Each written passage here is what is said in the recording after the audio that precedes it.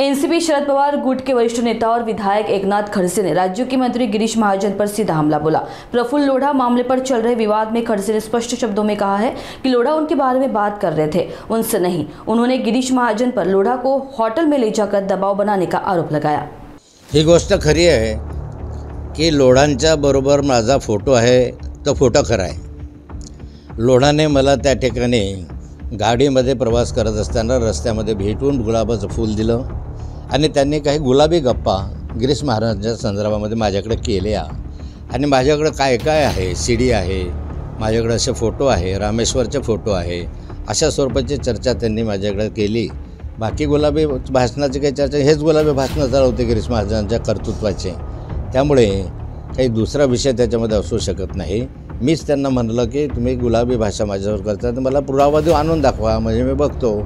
तर त्या दरम्यान गिरीश भाऊ तुम्ही त्यांना हॉटेलमध्ये घेऊन गेले, आपली कोणती हॉटेल ती मुंबईमधल्या ग्रँड ॲम्बेसेडरच्या जवळ, त्या हॉटेलला घेऊन गेले। 3 महिने त्याचे पाय चेपत बसले।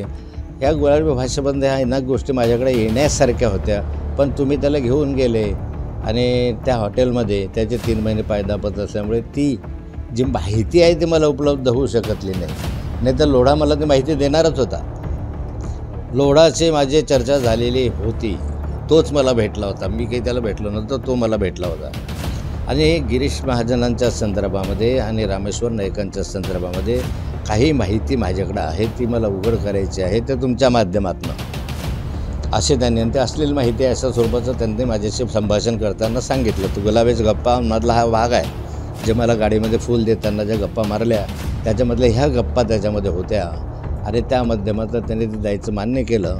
परंतु नंतरच्या कालखंडामध्ये त्याच्यावर दबाव आणला आणि त्याला त्या ठिकाणी मग गिरीश महाजन त्या हॉटेलमध्ये घेऊन गेले, मग त्याचे पाय दाबत बसले। नाहीतर त्याने तर सांगितलं होतं की मी माझ्याजवळ सारे प्रकार आहे आणि मी गिरीश महाजनांच्या आणि रामेश्वर नाईकांनी मला धमकी दिली हे त्याने सांगितलेलं होतं आणि त्यामधून त्याने बटन दाबलं तर सारा हिंदुस्थान हादरेल असं वारंवार सांगितलं। मग असं त्याच्याकडे काय होतं, बटन दाबलं तर? गिरीश भाऊ तुम्ही दुसऱ्या बाजूकडे लक्ष वळवण्याचा प्रयत्न करता आहात। माझे जे प्रश्न आहेत त्याचं उत्तर सोडून बाकीच्या प्रश्नांकडे वळतात की गुलाबी गप्पा, गुलाबी तुम्हीच करू शकता, माझं काय आता गुलाबी गप्पा करण्याचं वय आहे का? त्या संदर्भात त्यांनी जे मला दिलं ते तुला सांगितलं।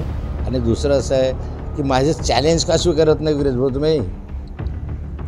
माझं चॅलेंज वारंवार मी करतो की माझ्या मुलाच्या संदर्भामध्ये एवढा गंभीर आरोप केल्यानंतर तुमचे पद असेल, किंमत असेल, ताकद असेल, सरकारमध्ये खरं असेल, नाही तर मी समजेल की तुमची सरकारमध्ये काही किंमत नाही, नुसता बडबड करतो। जा ना सीबीआयची इन्क्वायरी लाव ना। मुलाच्या मृत्यूच्या संदर्भामध्ये तुम्हाला संशय आहे, तो बोलता वारंवार, तर सीबीआयची इन्क्वायरी लावायला तुम्हाला